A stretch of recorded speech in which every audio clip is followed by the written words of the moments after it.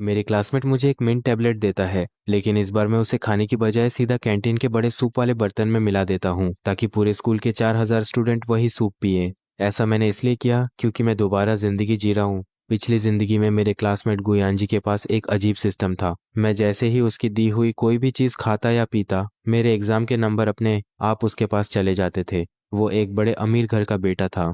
उसके परिवार ने पहले से ही उसके लिए विदेश की बड़ी यूनिवर्सिटी का रास्ता तैयार कर रखा था। मेरे बोर्ड एग्जाम के नंबर चुराना उसके लिए बस टाइम पास वाला मजाक था। लेकिन मैं अनाथालय में बड़ा हुआ एक गरीब लड़का था। मेरे लिए बोर्ड एग्जाम ही जिंदगी बदलने का आखिरी मौका था। तीनों मॉक एग्जाम में मेरे नंबर लगातार गिरते गए। मैंने वजह ढूंढने की बहुत कोशिश की, लेकिन कुछ भी पता नहीं चला। आखिर में बोर्ड एग्जाम भी पूरी तरह खराब हो गया और मैं पूरी तरह टूट गया। तभी मैंने गुयान जी को अपने दोस्तों के साथ हंसते हुए देखा। इतना मुश्किल पेपर था, फिर भी गुयान जी पूरे प्रांत में पहला आ गया। अब टॉपर का नाम भी उसी का है, और चेंगयान जैसा गरीब लड़का तो पूरी जिंदगी नीचे ही पड़ा रहेगा। उसी पल मेरी आंख खुल गई। इस बार अगर उसे दूसरों के नंबर चुराने का इतना ही शौक है तो सिर्फ मेरे नंबर क्यों, इस बार पूरे स्कूल के स्टूडेंट के नंबर उसी के खाते में जाएंगे। हाई स्कूल के तीसरे मॉक एग्जाम से एक दिन पहले मैं कई दिनों से लगातार पढ़ाई करने की वजह से तेज बुखार में था। सिर चकरा रहा था, पूरा शरीर ठंड से कांप रहा था, और मैं डेस्क पर झुका हुआ था। तभी अचानक किसी ने मेरे सामने एक कैन कॉफी रख दी। चेंगियान, जल्दी ये कॉफी पी लो, थोड़ा फ्रेश महसूस करोगे। मैं एकदम चौंक गया। सिर उठाकर देखा तो सामने गुयान जी खड़ा था। पिछली जिंदगी में इसी कॉफी की वजह से उसने मेरे साइंस के बोर्ड एग्जाम नंबर चुरा लिए थे।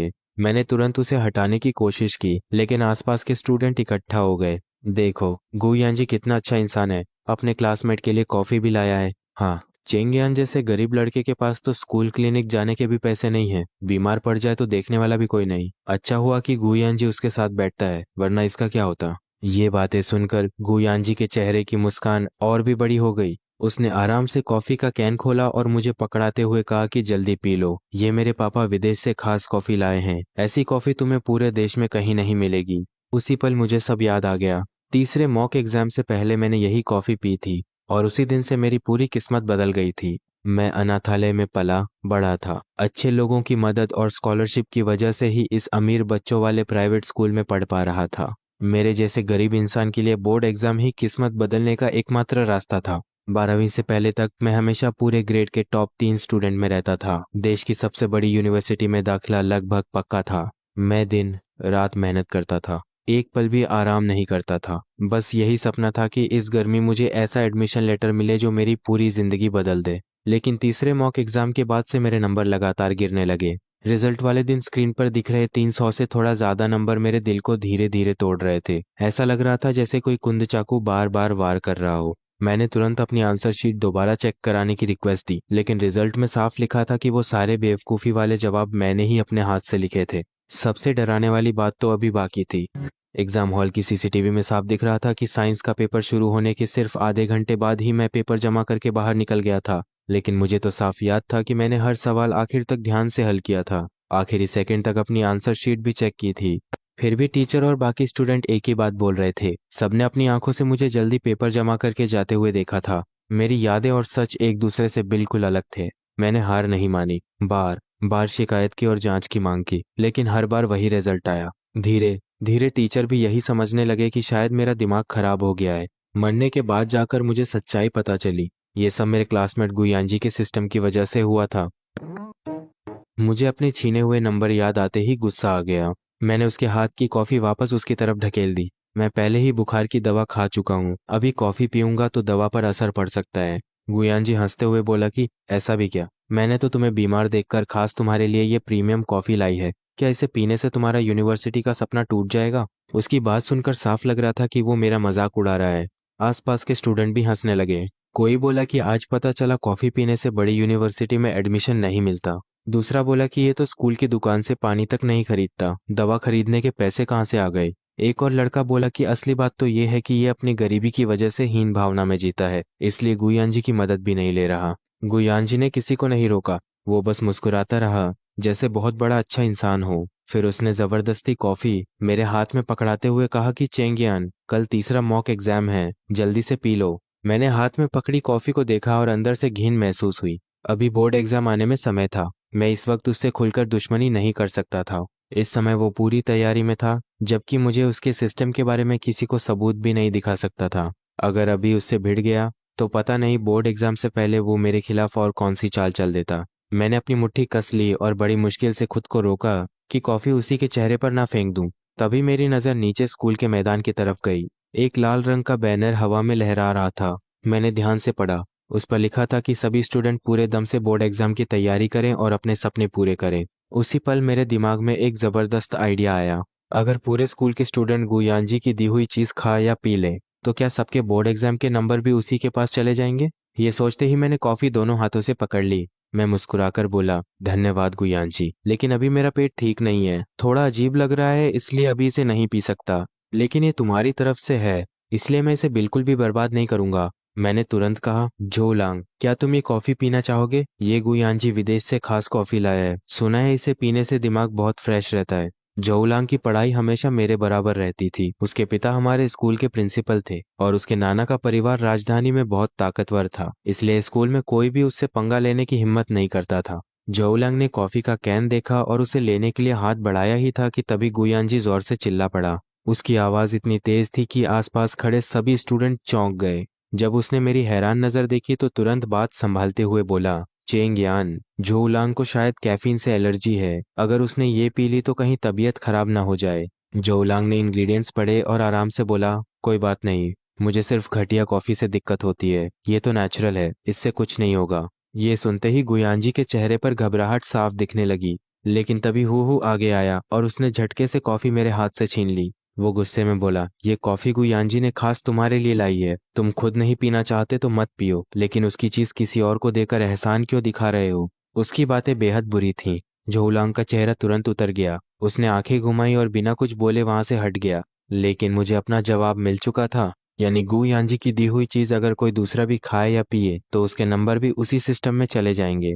मेरे चेहरे पर हल्की मुस्कान आ गई। अगर खेल खेलना ही है तो इस बार बड़ा खेल होगा। सिर्फ मेरे बोर्ड एग्जाम के नंबर चुराने में क्या मजा। इस बार पूरे स्कूल के स्टूडेंट के बोर्ड एग्जाम नंबर उसके उस बेकार सिस्टम में ठूंस दूंगा। तभी तो उसकी इतनी बड़ी तैयारी का सही मजा आएगा।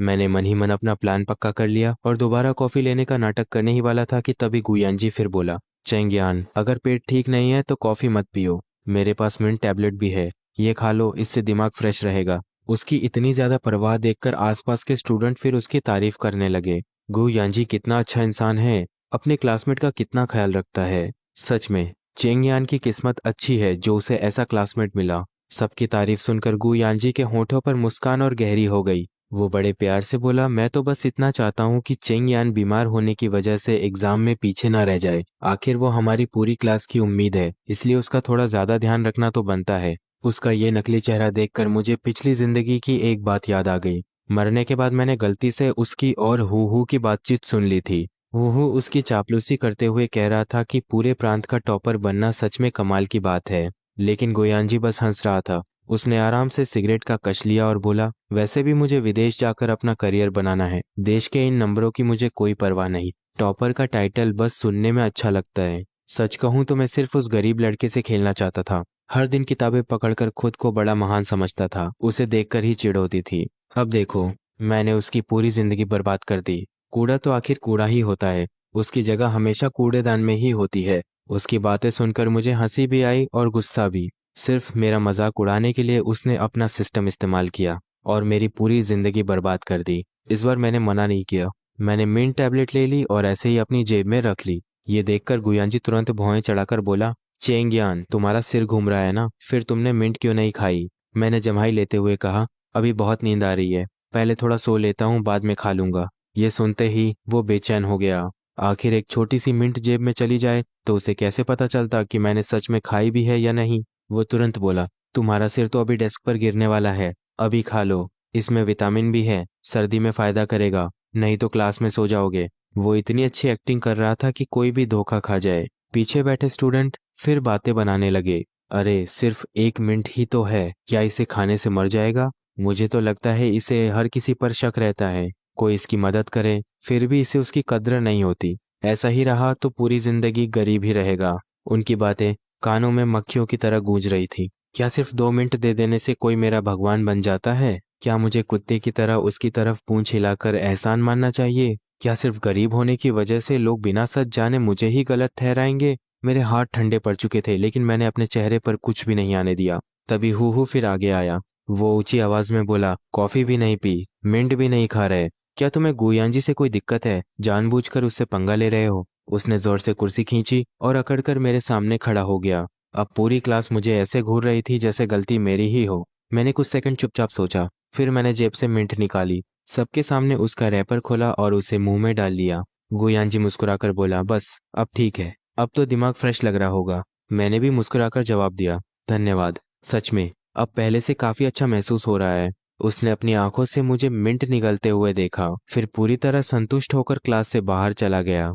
जैसे ही वो गया, मैं डेस्क पर सिर रखकर सोने का नाटक करने लगा। फिर मैंने जीभ के नीचे छिपाई हुई मिंट धीरे से निकालकर अपनी हथेली में रख ली। कुछ दिन पहले रात रात भर पढ़ाई करने के लिए मैंने ऑनलाइन बहुत सारी सस्ती मिंट खरीद रखी थी। खुशनसीबी से दोनों मिंट का रंग और आकार लगभग एक जैसा था, वरना सिर्फ देखकर ही मेरा राज खुल जाता। बाथरूम जाने का बहाना बनाकर मैंने गुयांजी वाली खास मिंट सुरक्षित छिपा दी, फिर आराम से वापस क्लास में लौट आया। लेकिन जैसे ही अंदर आया, मेरा दिल जोर से धड़कने लगा। गुयांजी मेरी सीट के पास खड़ा था। मेरी डेस्क में रखा खाली प्लास्टिक का मिंट डिब्बा अब बाहर मेज पर रखा हुआ था।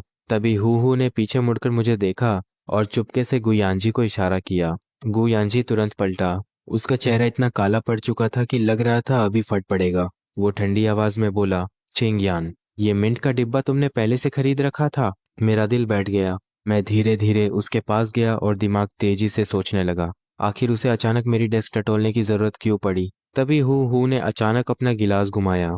बर्फ वाला पानी सीधा मेरी स्कूल यूनिफॉर्म पर गिर गया। फिर वो नकली चिंता दिखाते हुए बोला, अरे यार, ये क्या हो गया? हमारे टॉपर को फिर से ठंड लग जाएगी। चेंगियान, जल्दी अपनी जेब देख लो, कहीं अंदर कोई ऐसी चीज तो नहीं जो पानी से खराब हो जाए। उन दोनों की इतनी घटिया चाल देखकर मुझे अंदर ही अंदर हंसी आ गई। मैंने बिना कुछ कहे अपनी जैकेट की दोनों जेबें उलटकर सबके सामने खाली कर दी। जेब से सिर्फ एक छोटी सी नोटबुक निकली। गुयांजी ने कई बार ध्यान से देखा, लेकिन उसे कुछ भी नहीं मिला। आखिर उसे हार माननी पड़ी। मैंने अपनी जैकेट से पानी झाड़ा और वापस सीट पर बैठ गया। लेकिन बैठते ही गुयांजी फिर मेरे पास आ गया। इस बार भी वो मुझे ध्यान से देख रहा था, जैसे किसी और तरीके से मेरी परीक्षा लेने वाला हो। मैंने मासूम बनते हुए उसकी तरफ देखा। गुयांजी, अगर मेरे पास मिंट थी तो मुझे पहले ही बता देना चाहिए था। बेकार में तुम मेरी इतनी चिंता करते रहे। मैंने भोलेपन से जवाब दिया, मेरी मिंट तो बहुत पहले खत्म हो गई थी, बस उसका डिब्बा फेंकने का मौका नहीं मिला। और फिर मैं तुम्हारी अच्छी नीयत भी तो ठुकराना नहीं चाहता था। मैंने पूरी ईमानदारी वाला चेहरा बनाया। मेरी बात सुनकर गुयांजी का शक आखिरकार खत्म हो गया। उसके बाद उसने हू की तरफ से माफी मांगने का बहाना बनाया और किसी को भेजकर मेरे लिए पूरी एक डिब्बी महंगी मिंट मंगवा दी। उसने मुस्कुराते हुए कहा कि इन्हें आराम से रोज खाया करना। लेकिन उसी दिन मैंने ऑनलाइन वैसी ही दिखने वाली सस्ती मिंट का बड़ा ऑर्डर दे दिया। जैसे ही वो आई, मैंने चुपचाप सारी महंगी मिंट बदल दी और गुयांजी की दी हुई वो पूरी खास मिंट की डिब्बी उठाकर अनाथालय वाले अपने कमरे में अच्छी तरह छिपा दी। आखिर पूरे स्कूल में 4,000 से ज्यादा स्टूडेंट बोर्ड एग्जाम देने वाले थे। इतने लोगों के लिए मुझे पहले से काफी गोला बारूद जमा करना था। कहीं मिंट कम पड़ गई और उसके सिस्टम ने इसे कम मात्रा मान लिया, तो फिर गुयांजी का पूरे प्रांत में पहला आने का सपना अधूरा रह जाएगा। अगले दिन तीसरा मॉक एग्जाम था। मैं बिल्कुल शांत होकर एग्जाम हॉल में गया और आराम से पूरा पेपर खत्म किया। आंसर शीट जमा करते समय मैं गुयांजी की सीट के पास से गुजरा। उसने मेरी तरफ देखकर भौं उठाई और चेहरे पर घमंडी, मजाक उड़ाने वाली मुस्कान ले आया। मैं भी उसकी तरफ देखकर हल्का सा मुस्कुरा दिया, फिर सीधा जाकर अपनी आंसर शीट जमा कर दी। कुछ दिनों बाद तीसरे मॉक एग्जाम का रिजल्ट आ गया। हर क्लास के बाहर रिजल्ट लिस्ट लगा दी गई। भीड़ में खड़े कई स्टूडेंट बातें कर रहे थे। अरे, वो गरीब लड़का है ना, बोर्ड एग्जाम पास आते ही दबाव नहीं झेल पाया होगा। मैं धीरे धीरे भीड़ के बीच पहुंचा और ध्यान से रिजल्ट लिस्ट देखने लगा। मैं, जो हमेशा पूरे ग्रेड के टॉप 3 स्टूडेंट में रहता था, इस बार सीधे पूरे स्कूल में 800 से भी नीचे पहुंच गया था।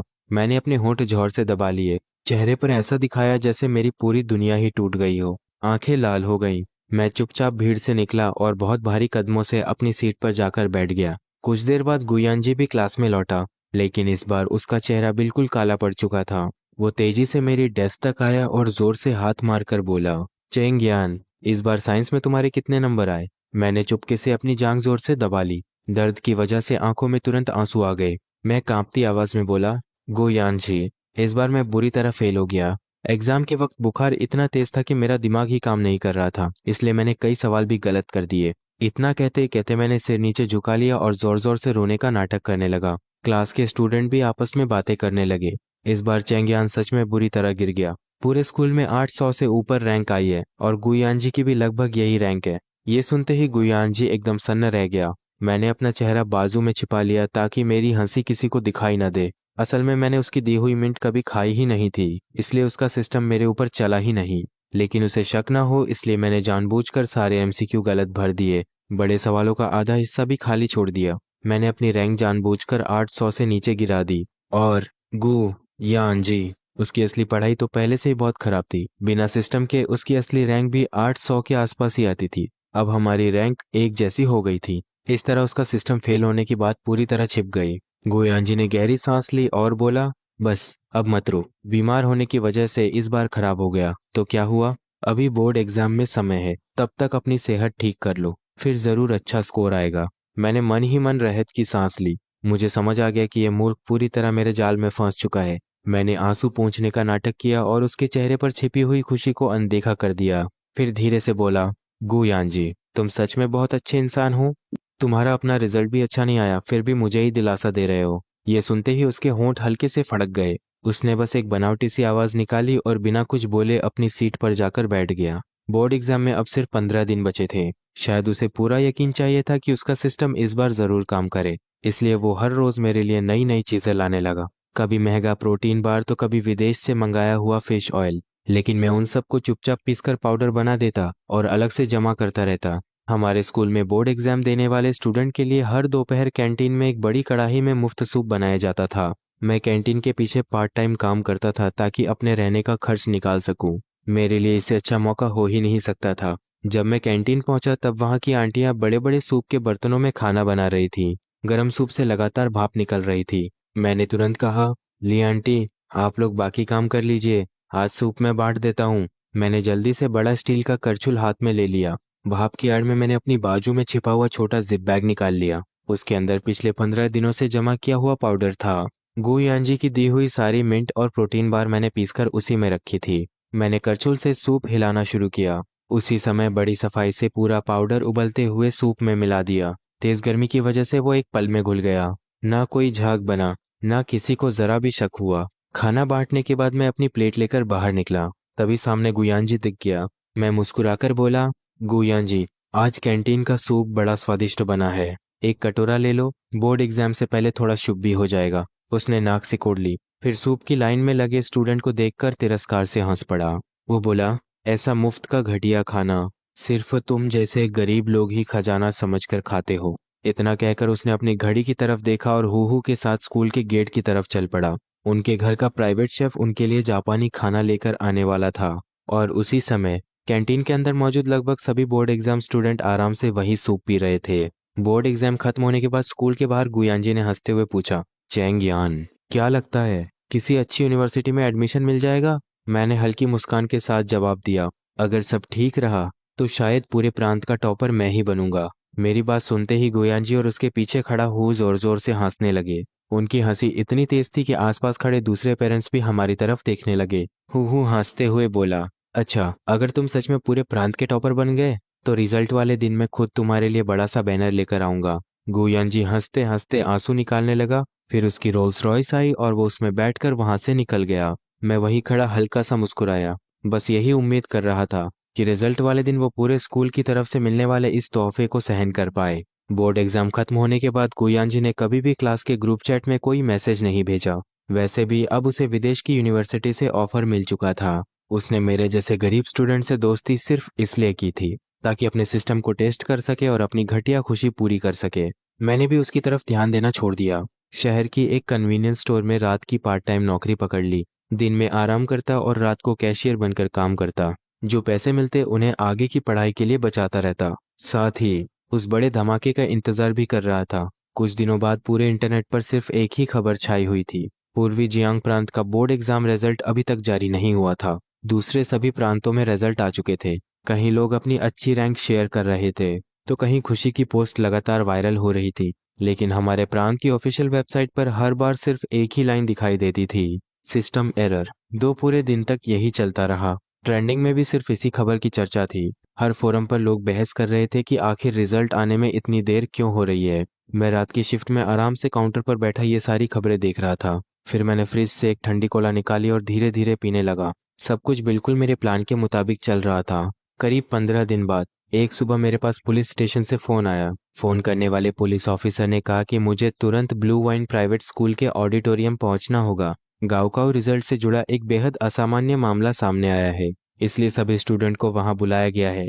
मैंने सफेद टी शर्ट और जीन्स पहनी, फिर टैक्सी लेकर समय पर स्कूल पहुंच गया। ऑडिटोरियम के अंदर लोगों की भारी भीड़ थी। हमारे स्कूल के स्टूडेंट और दूसरे स्कूलों से आए स्टूडेंट अलग अलग हिस्सों में बैठे थे। पूरा हॉल लोगों की आवाजों से गूंज रहा था। हर कोई बस बोर्ड एग्जाम रिजल्ट की ही बात कर रहा था। मैं जाकर अपनी क्लास वाली जगह पर बैठ गया। तभी पीछे मुड़कर देखा, गु यानजी और हु मुझसे 3 कतार पीछे बैठे थे। आज गु यानजी ने महंगा कस्टम सूट पहन रखा था।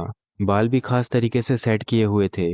वो आराम से पैर पर पैर चढ़ाकर बैठा था और अपने नए स्मार्टफोन में व्यस्त था। उसके चेहरे पर वही घमंड साफ दिख रहा था। तभी हमारी नजरें मिली। मैंने उसकी तरफ देखकर मुस्कुरा दिया। उसने बस ठंडी नजर से मुझे देखा, आंखें घुमाई और तुरंत दूसरी तरफ देखने लगा। कुछ ही मिनट बाद ऑडिटोरियम का बड़ा दरवाजा खुला। करीब दर्जन भर पुलिस ऑफिसर अंदर आए और सीधे मंच की तरफ बढ़ गए। पुलिस के एक ऑफिसर ने माइक उठाया और जोर से कहा, सभी स्टूडेंट शांत हो जाइए। हमें पता है कि आप सब अपने रिजल्ट का बहुत इंतजार कर रहे थे, लेकिन इस बार डेटा में बेहद अजीब गड़बड़ी मिली है, इसलिए अब पूरा सिस्टम हमारी निगरानी में है। आज कुछ रिजल्ट बड़े स्क्रीन पर सबके सामने दिखाए जाएंगे। जैसे ही ये बात खत्म हुई, पूरे हॉल में हलचल मच गई। कोई बोला, अरे मतलब आज यही लाइव रिजल्ट दिखेगा?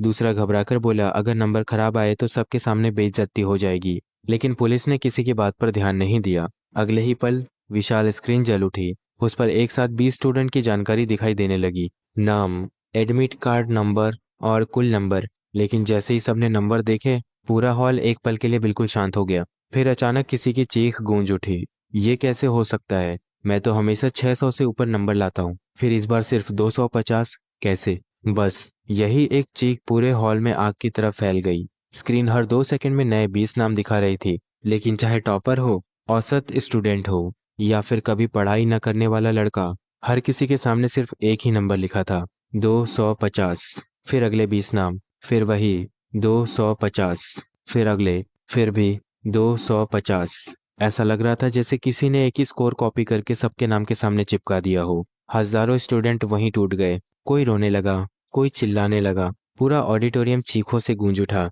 मैं अपनी सीट पर आराम से बैठा रहा।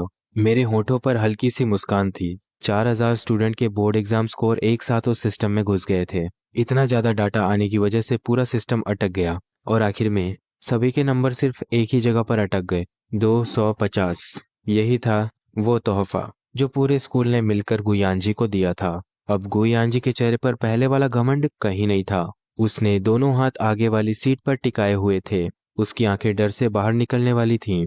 चेहरा पूरी तरह सफेद पड़ चुका था। माथे से पसीना लगातार टपक रहा था। अचानक उसे एहसास हुआ कि मैं उसे देख रहा हूँ। वो झटके से मेरी तरफ मुड़ा।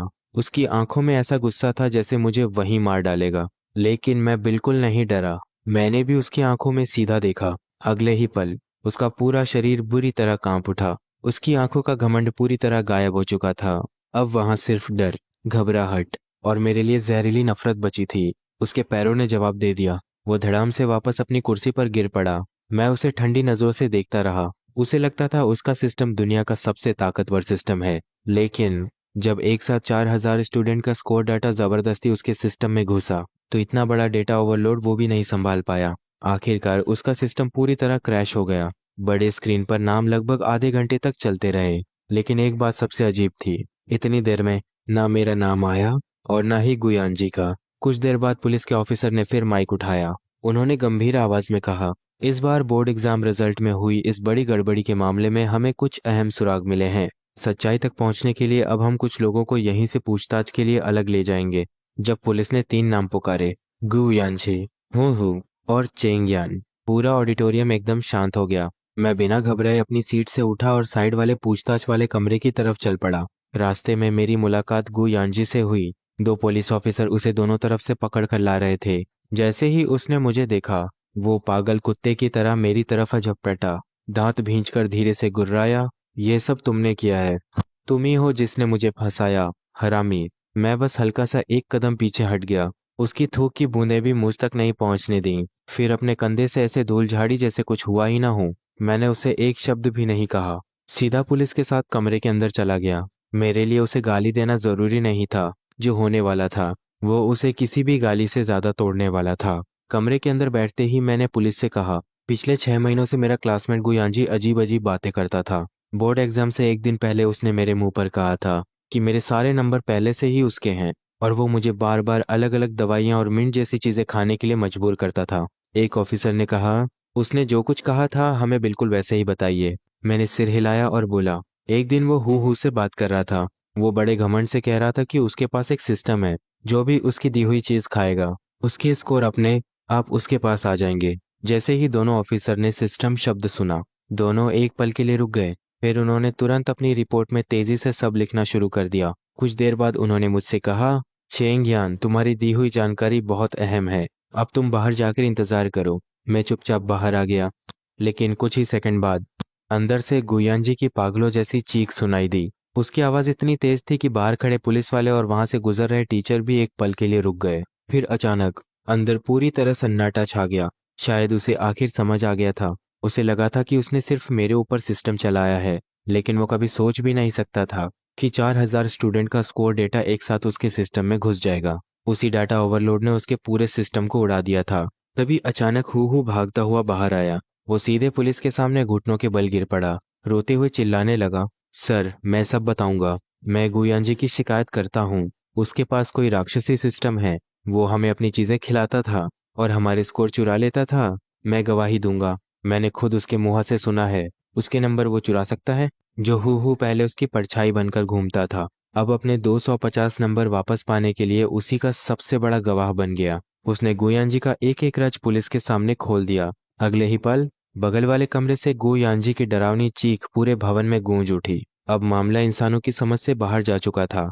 देश की पूरी जांच एजेंसी तुरंत हरकत में आ गई। सबसे बड़ी साइबर टीम ने पूरी रात काम करके उस टूट चुके सिस्टम को खोल डाला। 4,000 स्टूडेंट के स्कोर डेटा के अंदर छिपे सारे रिकॉर्ड एक एक करके वापस निकाले गए। जिन जिन स्टूडेंट के असली नंबर चोरी हुए थे, सबके ओरिजिनल स्कोर वापस कर दिए गए। क्योंकि मामला बहुत अजीब था, इसलिए सरकार ने जनता को असली सच नहीं बताया। आधिकारिक बयान में सिर्फ इतना कहा गया कि एक बड़े अमीर परिवार के लड़के ने विदेशी हैकर टीम की मदद से प्रांतीय बोर्ड एग्जाम डेटाबेस पर हमला किया था, गुयांजी पर देश के अहम इंफॉर्मेशन सिस्टम को नुकसान पहुंचाने, राष्ट्रीय परीक्षा का गोपनीय डाटा चुराने और कई गंभीर अपराधों के आरोप लगे। आखिरकार उसे उम्र कैद की सजा सुनाई गई। साथ ही उसे जिंदगी भर किसी भी सरकारी परीक्षा या बोर्ड एग्जाम में बैठने से हमेशा के लिए रोक दिया गया। जिस विदेशी यूनिवर्सिटी ने उसे पहले ऑफर दिया था, उसने भी उसी रात उसका एडमिशन रद्द कर दिया। जुलाई के बीच की एक सुबह मैं कन्वीनियंस स्टोर के पीछे बने छोटे से कमरे में बैठा था। कांपते हाथों से मैंने अपना आईडी नंबर डाला। 3 सेकंड तक स्क्रीन लोड होती रही। फिर अचानक बड़े अक्षरों में मेरा रिजल्ट सामने आ गया। Total score 705। पूरे प्रांत की साइंस रैंक दूसरा स्थान। मेरे लिए राजधानी की सबसे बड़ी यूनिवर्सिटी के दरवाजे पूरी तरह खुल चुके थे। स्क्रीन पर चमकते हुए उन नंबरों को देखकर मेरी आंखें भर आईं।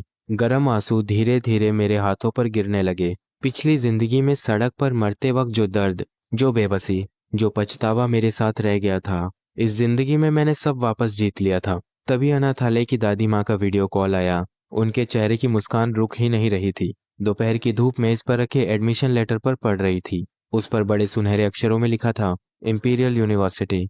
मैं उस एडमिशन लेटर को लंबे समय तक देखता रहा, क्योंकि अब मुझे यकीन हो चुका था मेरी किस्मत का पहिया अब कोई भी दोबारा कभी नहीं चुरा पाएगा।